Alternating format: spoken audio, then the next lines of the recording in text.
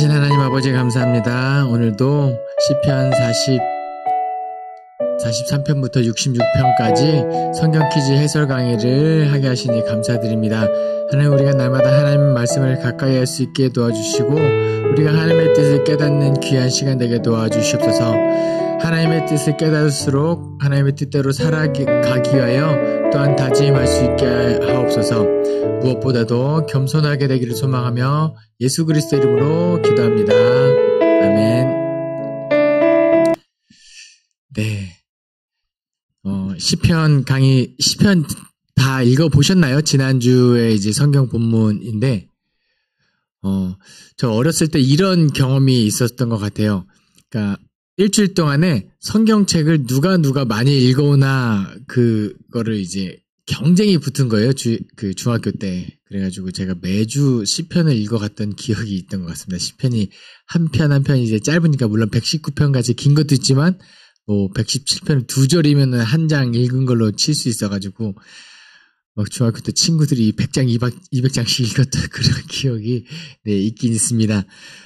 그런데, 여러분, 시라는 거는요, 단순히 읽는 게 아니라, 이 언어 자체가 굉장히 함축적이고, 그러니까 한 단어에 어떻게 하면 짧은 글에 많은 의미를 담고, 뭔가, 그런 게 있어서, 그냥, 태초에 하나님이 천지를 창조하시라 뭐 이렇게 읽는 것보다는 그 표제 읽으시고 그럼 표제가 왜 이런 표제가 적혀 있는지 나름대로 한번 성경 연구도 해보시고 그 다음에 이런 맥락에서 이 시가 쓰여졌구나 하고 읽으시면 아마 시편은 훨씬 은혜가 많이 될 겁니다. 저도 그 측면에서 문제를 냈고 그 문제 그 정답들이 아마 이 시가 원하는 핵심 메시지들을 담으려고 한번 노력해봤는데 한번 강의를 해보도록 하겠습니다. 첫 번째 문제. 내 마음이 좋은 말로 땡을 위하여 지은 것을 말하리니 내 혀는 글솜씨가 뛰어난 서기관의 붓끝과 같도다. 정답은 왕이죠. 왕입니다. 시편에는요. 그 왕을 위한 시, 이제 표제로는 제왕시라고 이야기하는데 그런 시가 한 10편 정도가 있어요. 150편 중에 10편 정도가 왕을 위한 시, 제왕시인데요. 시편 45편을 제외하고 나머지 시들은 어떤 내용을 가지고 있냐면 이 왕이 건강하게 해주십시오. 왕이 번영하게 해주십시오. 왕을 위한 중보기도의 약간 그런 형식이 있다면 이 시편 45편은 말 그대로 킹왕짱, 왕이 왕이다 그래서 특히 45편은 왕이 결혼하는 것을 축복하는, 그러니까 왕 자체를 높이는 시입니다. 뭔가 내용이 조금 다르겠죠? 왕이 잘되게 해주십시오라고 왕을 위한 중보기도 내용의 시와 왕 자체를 높이는 시, 그러면은 문득 그래도 되나 싶은 마음이 들 수 있어요. 그렇잖아요. 왜냐하면 찬송과 영광과 높임은 오직 하나님만 받아야 되는데 왕을 결혼을 찬양하는 시다. 그런데 이 시편 기자가 왕이라는 존재는 높은 존재고 뭔가 존경받고 이런 사람이 되어야 되는 거 맞잖아요. 그 왕을 칭송하는 것과 교만해지는 것의 경계선을 굉장히 잘 지키고 있습니다. 45편이. 그래서 왕은 정말 대단한 분입니다 하고 신격화까지는 가진 않아요. 왕을 높이지만 신격화까지는 가지 않고, 그리고 중간중간에 6절, 7절 이런 중간중간에 하나님을 노래하는 내용을 첨가합니다. 그래서 왕을 높이지만 결코 진정한 왕이 누구임을 잊지 않는, 왕 자체를 사람을 신격하지 않는 그 아주 잘 쓰여진 시다라고 보시면 돼요. 이것이 오늘날 우리에게 어떻게 좀 적용하면 좋을까라고 하면은 누군가에 대한 칭찬과 존경이 하나님을 넘어서지 않도록 조심해야 됩니다. 특히 목사님들이 하나님의 입술을 대언해서 설교하지만 결코 하나님의 위치에 우리 성도님들께서 올려놓으면 그 목사님 오래 못 갑니다. 하나님이 치실지도 몰라요. 그러니까 목사뿐만 아니라 목사님들뿐만 아니라 뭐 전도사 다른 누군가가 하나님의 위치를 대신하지 않도록 하는 것도 내 마음을 지키는 것도 굉장히 중요하다. 시편 45편. 저를 너무 막 그렇게 안 하셔도 됩니다. 물론 그런 깜냥도 안 되지만 전 지하에서만 지상으로만 올려주시면 됩니다. 다음 문제입니다. 이르시기를 너희는 가만히 있어 내가 땡땡땡 됨을 알지어다. 내가 문나라 중에서 높임을 받으리라. 내가 세계 중에서 높임을 받으리라 하시도다. 정답은 하나님 됨을 알지어다. 이르시기를 너희는 가만히 있어. 혹시 이 찬양 아시나요? 하나님은 우리의 피난처가 되시며 환난 중에 우리의 힘과 도움이시라. 이 시편 46편이 그 찬양이에요. 그리고 처음에 그렇게 시작하고 맨 마지막 구절 너희는 가만히 있어 주가 하나님 됨 알지어다. 열방과 세계 가운데 높임을 받으리라 하시니라. 이건데요. 이 46편이 이야기하고 싶은 건 뭐냐면 하나님께서 우리의 피난처가 되시고 우리의 도움이시고 환난 중에 우리가 뭐 도망칠 곳이다. 이런 것을 이야기하고 있는 시예요. 그런데 우리가 하나님을 그렇게 의지해야 한다라고 하잖아요. 그런데 하나님께서 얼마만큼 하나님을 의지하기를 원하시냐면 호들갑 떨지 않기를 원하십니다. 그러니까 막 하나님을 의지해요. 하나님이 나의 피난처가 되심도 알아요. 그런데 막 내 마음은 전전긍긍하고 막 염려하면서 하나님을 의지하지 않기를 원하시고 잠잠히 너희는 가만히 있어 주님을 봐라. 주가 하나님 되심을 알지어다. 그러면 우리가 염려하는 모든 것들이 헛것이었구나. 할 필요가 없었구나. 열방과 세계 가운데 하나님의 이름이 높아지겠구나. 이거예요. 제 이야기 간증 잠깐 하면요. 제가 주일학교 교사를 할 때 저를 굉장히 잘 따르던 4학년 남학생이 있었어요. 근데 성경학교 때 너무 말을 안 들어가지고 제가 막 혼냈어요. 저는 원래 누구를 혼내거나 화를 잘 내는 스타일은 아닌데 그렇게 혼내고 나니까 마음이 너무 무거운 거예요. 그래가지고 성경학교 중간에 저 혼자 따로 예배실을 찾아가서 하나님께 기도를 했습니다. 하나님 제가 마음이 너무 무겁고 그 아이가 상처받았으면 어떡합니까 하고 막 기도를 하는데 하나님께서 이 말씀을 주셨어요. 너는 가만히 있어라. 내가 알아서 하겠다. 그리고 나서 성경학교 프로그램에 참여했을 때 어떻게 했을까요? 그 친구가 달려와서 제 무릎에 착 앉았을 때 그렇구나. 하나님께서 하시는구나. 그때부터 저의 좌우명은 가만히 있자가 되었습니다. 가만히 있자. 하나님께서 일하시도록 나는 가만히 있자. 그런데 나중에 이 시편을 다시 한번 큐티를 하게 됐어요. 그때는 어떻게 묵상이 됐냐면 우리가 하나님을 예배해야 되잖아요. 하나님을 찬양해야 되잖아요. 그런데 하나님께서 이 말씀을 그때는 어떻게 주시냐면 야, 너 그렇게 찬양하고 그렇게 예배할 거면 그냥 가만히 있어. 하지마. 똑바로 안 할 거면 하지마. 잘 안 하는 게 내가 낫겠다. 굉장히 두렵고 떨리는 말씀으로 저에게 이 말씀이 또 다가온 적이 있었습니다. 하나님께서는요, 돌들로도 찬양하게 하고 영광 받으시는 분인데 굳이 마음을 다하지 않는 찬양을 넌 안 해도 돼. 가만히 있어. 그냥 열해. 너는 그냥 열해. 그렇게 되지 않도록 우리가 하나님을 의지하면서도 또 하나님께 영광 돌릴 때는 전심을 다해서 그렇게 할 수 있었으면 좋겠습니다. 다음 문제입니다. 이 하나님은 땡땡 우리 하나님이시니 그가 우리를 죽을 때까지 인도하시리로다. 정답은 뭐죠? 영원히 우리 하나님이시다. 그렇죠? 하나님께서 어떤 하나님이시다? 영원히 우리 하나님이시다라는 거예요. 이 시편 48편은요. 시온을 노래하는 시 이렇게 분류되기도 합니다. 시온은 어떤 의미로 받아들이시면 되냐면 영광스러운 뭔가 특별한 장소 이렇게 좀 받으시면 돼요. 저 큰 북방 시온산 큰 왕의 성일세 크신 주께 영광 돌리세. 그게 이 찬양이 여기서 나온 가사죠.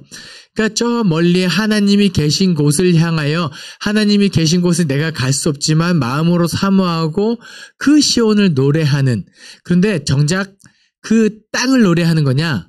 그 땅이 영험하고 그 땅이 엄청난 특별한 것이냐? 아니에요. 그 땅이 특별한 이유는 시온성이 특별한 이유는 그곳에 하나님이 계시기 때문에 특별한 곳이에요. 그러니까 시온을 노래하는 시지만 궁극적으로는 그 시온에 계신 하나님을 노래하는 시다라고 보면 됩니다. 그러면 시온은 어디인가요? 이 질문은 조금 있다가 한번 다른 문제 때 같이 한번 다뤄보도록 하겠습니다. 시온은 어디인가? 그런데 제가 이 구절 중에 영원히라는 단어에 가로를 친 이유는 뭐냐면 그게 중요한 거예요. 하나님께서 어떤 하나님이시다? 영원한 하나님이 되신다. 우리가 믿는 하나님은요, 내가 지금 이 땅 가운데서 잠시 잠깐 사는 동안에 의지하는 분이 아니라 이 땅을 살아내고 나중에 이 죽은 이후에도 영원히 우리에게 영생을 주시고 구원을 주시고 끝까지 어쩌면 과거에서부터 지금까지 끝까지 우리와 함께 하시는 어마무시한 분, 무시하다? 어마어마하신 분, 시간과 공간과 모든 것을 초월하시는 영원한 하나님의 개념을 이 시는 노래하고 있거든요. 그래서 우리가 잠깐 아니에요. 우리 인생은 잠깐일 수 있지만 우리가 찬양하는 하나님은 영원한 분이시다. 네. 그래서 이 영원한 하나님의 개념을 성경이 제일 처음에 시작하죠. 태초에 이렇게 하는 거예요. 태초에 하나님이 천지를 창조하시니라 할 때 시간을 초월하신 하나님의 그 무한하심 태초에 그 개념이 이 시편에도 잘 드러나고 있다라고 보시면 되겠습니다. 다음 문제입니다. 감사로 땡땡을 드리는 자가 나를 영화롭게 하나니 그의 행위를 옳게 하는 자에게는 내가 하나님의 구원을 보이리라.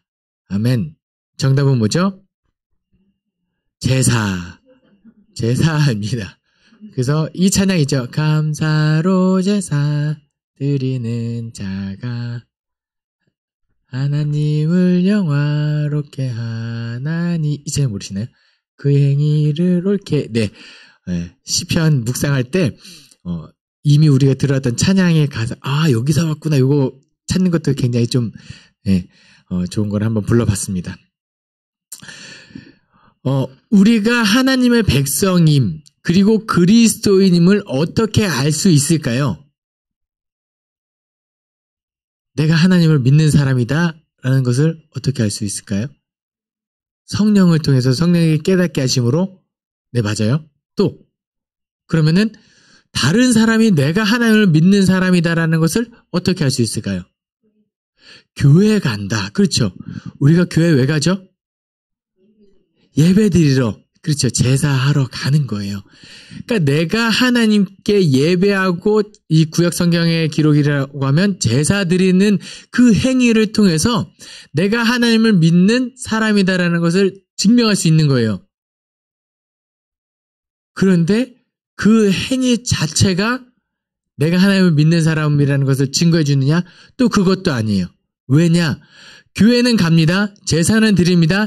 예배는 합니다. 그런데 그 마음 가운데 영과 진리로 예배하지 않거나 마음을 다하고 뜻을 다하거나 힘을 다하고 목숨을 다하여 예배하지 않는다면 그 행위 자체가 내가 하나님을 믿는 사람인 것을 증언하지 않는다는 거예요. 그래서 이 구절이 감사로 드리는 자가 나를 영화롭게 한다. 그런 사람이 하나님을 믿는 사람이다. 그 행위를 옳게 하는 자, 예배 드리는 것뿐만 아니라 그 모든 예배에 그 순서에 마음을 다하고 참여하는 자, 그리고 삶의 자리에서 참된 예배자의 모습으로 살아내는 자가 하나님의 구원을 볼 것이다. 이 구절이 되는 거예요. 무엇이 온전한 예배인가?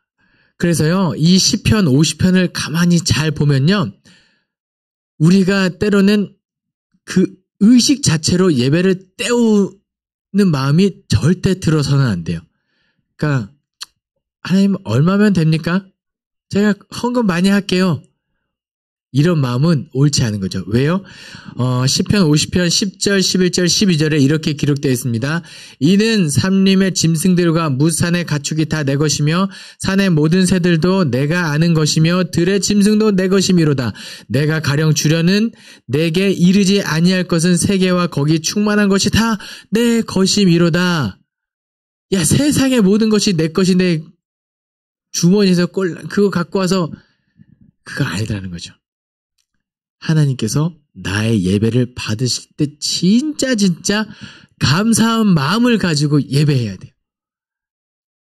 세상도 모든 것이 하나님 것이고 사실 예배 드리는 나조차 하나님이 것이니까 그러니까 나의 몸과 마음을 온전한 산제사로 주님께 드려야 되는 게 맞는 거예요. 그렇죠? 그때 비로소 하나님께서 기뻐하신다. 지난주 성경 퀴즈 해설 강의 들으셨을 때 혹시 기억하십니까? 하나님께서 원하시는 것은 무엇이다? 내가 스스로 자체가 내가 주님 앞에 나아가는 것이다. 그 시편 51편 이따 강의 내용이군요. 지난주 내용이 아닙니다. 이따 다시 한번 언급할게요. 다음 문제입니다. 시편 51편 1절에 나오는 단어가 아닌 것은 무엇인가요? 정답은 4번 용서입니다. 시편 51편 그 표제가 이렇게 기록되어 있죠. 뭐냐면 다윗이 밧세바를 간음하였을 때 선지자 나단이 와서 그 다윗을 책망한 뒤에 지은 시가 시편 51편이에요. 그러니까 시편 51편은 시편 1편부터 150편 중에 가장 그 회개시 중에 회개시라고 보시면 돼요. 다윗이 어떤 마음으로 회개했을까요? 엄청 궁금하시죠? 제가 그래서 시편 51편을 쭉 강의하고 싶은데 시간이 부족한 관계로 이번 주 수요일 돌아오는 수요일 새벽기도 설교를 꼭 들어보시면 시편 51편을 제가 잘 강의했습니다. 그래서 보시면 됩니다. 그래도 해설 강의를 들으시는 분을 위해서 한번 나눠보겠습니다. 우리가 하나님 앞에 용서를 구해야 하죠. 그런데 어떻게 하면 하나님 우리가 구할 때 어떤 식으로 해야 하냐면 하나님이 나를 위하여 예수 그리스도를 보내주셨고 예수 그리스도의 보혈로 말미암아 우리가 죄를 용서받죠. 혹시 우리가 용서받지 못하는 죄는 어떤 죄가 있을까요? 없어요. 그러면 예수님이 용서하지 않는 순간은 있을까요? 그것도 없어요. 우리는 그것을 믿고 살아가니까 너무 행복한 존재죠. 그런데 우리가 하나님 앞에 회개할 때 하나님 어차피 용서하실 건데 그냥 좀 빨리 해주세요. 이거는 아니라는 거죠. 아니면 하나님 나 용서받게 합당한 존재 아닙니까? 용서 좀 빨리 해주십시오. 이것도 옳지 않은 거예요. 하나님께 용서를 구할 때는요. 하나님의 긍휼하심을 의지하고 하나님의 인자하심을 의지하고 하나님의 은혜를 붙잡고 정말 창자가 끊어지는 단장되는 마음으로 하나님께 회개 기도해야 한다라는 겁니다. 이 시편 51편은 그것이 너무 잘 드러나 있는 시예요. 그래서 묵상하실 때 다윗이 어떤 심정으로 고백하고 있는지 한번 보시면 되겠습니다. 그리고 특별히 시편 51편을 가지고 잘 노래한 찬양도 있어요. 하나님이시여 나의 모든 죄를 이것도 한번 찾아서 들어보시면 되겠습니다. 다음 문제입니다. 시편 55편 문제죠. 나를 책망하는 자는 땡땡가 아니라 땡땡일진데 내가 참았으리라. 나를 대하여 자기를 높이는 자는 나를 미워하는 자가 아니라 미워하는 자일진데 내가 그를 피하여 숨었으리라. 공통으로 들어가는 말은 무엇인가요? 정답은 원수입니다. 원수. 가로놓고 다시 한번 글을 읽어볼게요. 이게 뭔 말이야 싶을 거예요. 나를 책망하는 자는 원수가 아니라 원수일진데 내가 참았으리라. 이게 뭔 말일까요? 네, 나를 책망하는 자는 원수가 아니라 원수일진데. 네. 그래서 해설 강의를 들으신 분들의 유익은 여기서 옵니다. 어려운 구절을 설명해 주는 거 뭐냐면 지금 시편 55편의 기자는 어떤 상황이냐면 믿는 도끼에 발등 찍힌 상황이에요. 네. 나랑 정말 내가 함께 예배했던 사람, 내가 정말 믿었던 사람이 지금 내 발등을 찍고 있는 상황이에요. 그러니까 보세요. 지금 나를 책망하는 자는 원수 아니에요. 예전에 나와 함께 동거동록했고 나하고 친하게 지냈던 원수가 아닌데 이제는 그 사람이 어떻게 된 거예요? 원수가 되었다. 이제 좀 이해가 되시죠? 나를 책망하는 자는 원수가 아니라 원수일진데 된 거예요. 그 앞에 원수를 내가 사랑하는 사람, 내가 믿었던 사람이라고 넣고 읽으면 이제 시의 내용이 쭉 읽혀질 거예요. 지금 나를 책망하는 자는 내가 사랑하는 사람이었는데 이제는 나의 원수가 되었구나. 보세요. 내 마음을 상하게 하는 사람은요. 나를 정말 절망 가운데 밀어넣는 사람은 누구냐면은 내가 믿었던 사람이 나의 뒤통수를 칠 때 내 마음은 진짜 나락 가운데 떨어집니다. 내가 막 씨랑 같이 예배하고 너무 친하게 지냈는데 알고 봤더니 이 사람이 딴 데 가서는 내 막 하고 다녔다고 생각해요. 세상 모든 사람들이 저를 이영호 목사를 사랑한다고 저는 그렇게 생각하지 않습니다. 누군가는 저를 싫어할 수도 있을 거예요. 그런데 적어도 구약의 숲을 수강하셨거나 성경 해설 강의를 와서 들으신 분이 와서 가지마. 가봤자 유익한 게 하나도 없어. 나는 그냥 정 때문에 가는 거야. 그냥 이렇게 하면은 저는 이제 강의할 맛이 나지 않겠죠. 다른 분들이 들어봤는데 또 안 들어도 돼. 그럴 수 있어요. 그런데 정말 내가 믿었던 누군가가 내 뒤통수 쳤을 때 그 사람의 마음은 저 밑바닥까지 가는 거예요. 이 시편 기자가 그때 이 상황을 맞닥뜨리고 무엇을 이야기하는 거냐면 결국은 믿을 분은 하나님밖에 없구나 이렇게 되는 거예요. 그러면은 우리가 인생을 살아가면서 마피아 게임 하듯이 이 사람 의심하고 저 사람 의지하고 그렇게 살아가라는 건가요? 그건 아니죠.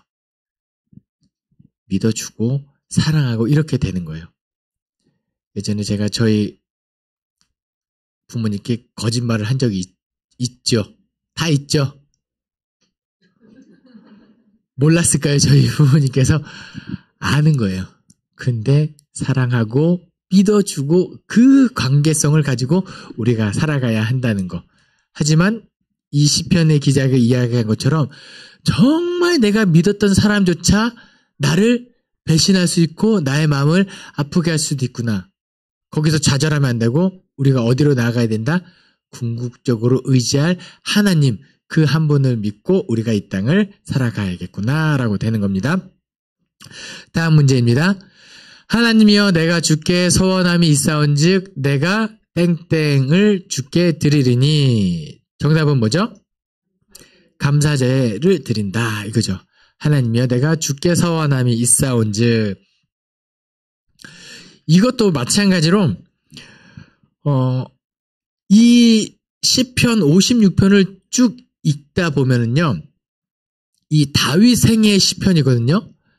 다윗이 어디 있을 때 지은 거냐면요. 시편 표제에 뭐라고 적혀있죠? 다윗이 가드에 있을 때, 가드에 사로잡혔을 때 이 표제가 있을 거예요. 그러니까 다윗이 사울을 피하여 도망치다가 블레셋 가드에 피했을 때 경험했던 이 경험을 바탕으로 나온 시가 이거예요. 그러니까 어떤 거예요? 심란하죠. 힘든 상황이에요. 가드는 어떤 나라냐면요. 골리앗이 있던 나라예요. 그러니까 다윗이 이 가드의 가장 용맹한 장수 골리앗을 죽인 거예요. 그런데 다윗이 얼마나 다급했으면 사울을 피해서 가드로 피합니까? 가드왕 아기스는 다윗을 보면 죽이려고 혈안이 됐을 텐데 심지어 고발이 들어와요. 다윗이 우리나라로 들어왔다. 그리고 어떻게 되죠? 붙잡혀요. 심지어. 그때 다윗이 어떻게 했을까요? 미친 척하죠. 침 흘리고 머리하고. 가드왕 아기스가 뭐라고 이야기하냐면 사울은 천천히고 다윗은 만만일인데 얘는 그냥 만만한 사람이지 무슨 저런 미친 사람이 다윗일 리가 없다. 풀어줘라. 그래서 위기를 모면하죠. 그렇게 어려움 가운데 있던 다윗이 노래하는 시가 뭐라고요? 하나님이여 내가 주께 서원함이 있사온즉 내가 무엇을 드린다고요? 뭐가 감사해요 지금. 다윗이 사울을 피해서 도망쳤고 사로잡혀가지고 이 힘든 일인데 감사한 일이 뭐가 있겠어요. 그런데 그럼에도 불구하고 감사제를 드린다. 그 앞에 내가 주께 서원함이 있었다라는 거예요. 여기서 중요한 것은 서운함이 아니에요. 서원함입니다. 그렇죠? 이미 과거에서부터 내가 하나님을 어떻게 믿기로 하겠다 작정함이 있던 거예요. 다윗이 그 위기 가운데 하나님을 믿어야지 이게 아니에요. 하나님께 내가 어떠한 순간에라도 무엇을 하겠다고 작정한 거예요? 감사하겠다는 작정이 있으니까 이제 비로소 위기 가운데서도 이 감사제를 드릴 수 있다라는 거예요. 우리가 지금 어떤 삶을 살고 계십니까? 형통하십니까? 마음이 좀 편안하십니까? 즐겁고 그럴 때 우리가 어떤 걸 준비해야 돼요? 위기 가운데서도 하나님께 감사할 수 있도록 내 마음을 주님 내가 어떠한 순간에도 하나님께 감사하겠습니다. 서원할 수 있는 저와 여러분 되었으면 좋겠습니다. 8번 문제. 나의 영혼이 땡땡이 하나님만 바라며 나의 구원이 그에게서 나오는도다. 정답은 잠잠히. 어이구. 네. 나의 영혼이 잠잠히입니다. 제 오타가 났습니다. 이 찬양 아시죠? 나의 영혼이 잠잠히 하나님만 바라며. 네, 제가 굳이 찬양할 때 힘을 쫙 빼고 어떻게든 편안하게 부르려고 한번 해봤습니다. 왜냐면 이 시편 기자가 지금 그런 마음을 가지고 있거든요. 시편 62편은 역시 시편은요 편안한 가운데 노래하는 게 별로 없어요. 어려운 가운데 있는데 그럼에도 불구하고 시편 기자가 어떻게 노래한다고요? 잠잠히. 역시 호들갑 떨지 않는 거죠. 어떻게 하면 우리가 잠잠히 하나님을 의지하고 하나님께 나아갈 수 있을까요? 우리가 통성기도하고 하나님을 간절히 부르짖을 때도 있어요. 내 마음이 그럴 때 하나님을 부르짖을 때도 있지만 그 부르짖음이 다 끝나고 나면 경험해 보신 적이 있을 거예요. 그 다음에 찾아오는 그 잠잠, 고요함. 잠잠히 하나님을 계속해서 찾았습니다. 근데 이런 경우는 많지 않을 거예요. 조용히 시작했다가 아멘 하고 끝나는 우리의 기도의 흐름이 그것보다는 어떻게든 마지막에는 우리가 내가 목이 쉬어서 지쳐서 쓰러졌을 수도 있겠지만 주로 잠잠히로 가는 거예요. 궁극적으로 우리가 나아가는 목표하는 바는 여긴 거예요. 잠잠히. 마지막에 하나님을 내가 정말 신뢰할 때는 아까도 이야기했지만 호들갑 떨 필요 없는 거예요. 잠잠히 어차피 하나님께서 나를 구원하신다는 그 믿음의 경험들이 쌓이고 쌓여서 이제는 하나님께 잠잠히 고요한 가운데 골방 가운데 깊숙이. 근데 잠잠히는요 아무것도 안 하는 것이랑 정말 달라요. 혹시 여러분들 영화 좋아하세요? 영화 좋아하시는데 제가 되게 좋아하는 배우 중에 최민식이라는 배우가 있어요. 근데 이분이 악역도 진짜 잘하거든요. 막 무서운 연기 할 때가 있어요. 이렇게 할 때가 있는데, 저는 이 최민식이라는 배우가 더 대단할 때가 언제냐면은, 명량인가? 거기서 이순신 장군의 그 독백으로 막 발산하는 연기가 아니라 그 내면으로 깊이 들어가는 그 연기할 때, 야, 사람이 어떻게 저렇게 연기할 수 있을까 할 때 그 깊숙이 들어가는 거 있잖아요. 이순신의 마음속으로 깊이 들어가는 연기를 봤을 때 발산하는 것보다 더 대단하다, 더 깊다. 근데 우리가 기도가 그렇게 잠잠히는요, 이 발산하는 것과 다르게 또 이 깊숙이 들어가는 어떤 영적인 이게 있어요. 우리가 기도할 때는, 잠잠히 기도할 때는 그렇게 할 수 있었으면 좋겠습니다. 내면 가운데 우리 깊숙이 계신 하나님께 나아가는 그 기도, 시편 61편 묵상하시면서 하면 좋을 것 같습니다. 9번 문제. 내가 주의 권능과 영광을 보기 위하여 이와 같이 땡땡에서 주를 바라보았나이다. 정답은 뭐죠? 성소에서입니다. 성소에서. 그런데 시편 63편 표제가 어떻게 돼 있죠? 다윗이 지금 어디 있을 때죠? 유다 광야에 있을 때입니다. 시편 51편부터 63편까지는 대부분 다윗 생애 시편이에요. 다윗이 어디 무슨 상황 속에서 경험했고 그 경험에 나오는 다윗 생애 시편이라고 보시면 돼요. 그런데 주로 어떤 생애 가운데 있는 시냐면 사울에게 쫓길 때. 그러니까 지금 시편 63편도 광야는요, 풀 한 폭이 없고 햇빛이 내리쬐고 힘든 곳이 광야잖아요. 지금 다윗이 바캉스 간 게 아니에요. 그냥 뭐 구경하러 간 게 아니라 벌판 아무것도 없는 유다의 광야에 서서 지금 하나님을 묵상하고 있다는 거예요.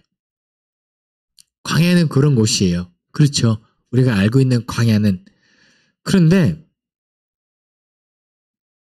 시편 63편에서 뭐라고 고백하죠? 내가 주의 권능과 영광을 보기 위하여 이와 같이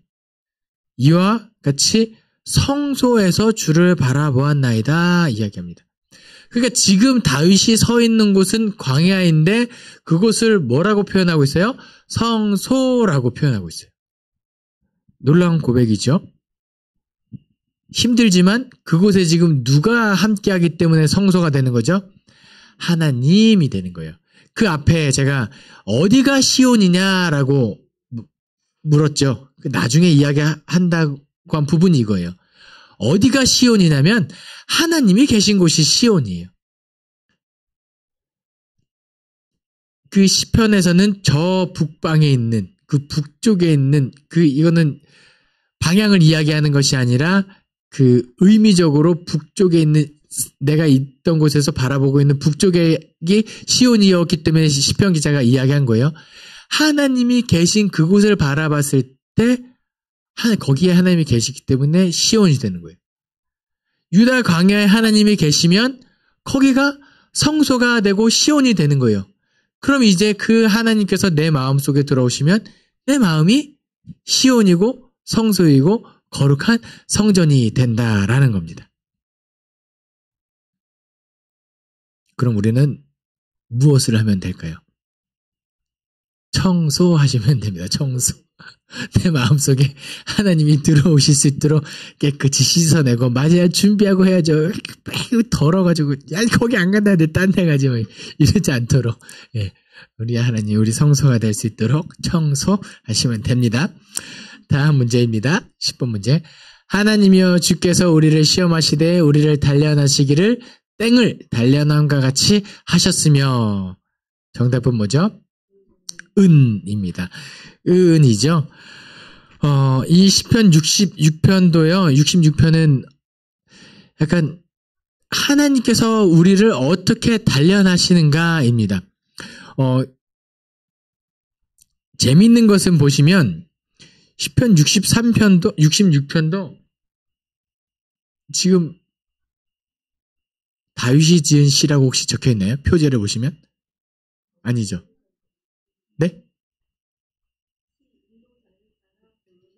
네, 표제는 이제 다윗은 아니지만 적어도 그 출애굽했을 당시의 인물은 아니에요. 시편은. 그런데 이 구절을 가만히 보시면 하나님이여 주께서 우리를 시험하시되 우리를 단련하시기를 은을 단련함과 같이 하셨으며 6절 읽겠습니다. 하나님이 바다를 변하여 육지가 되게 하셨으므로 어디가 떠오르시죠?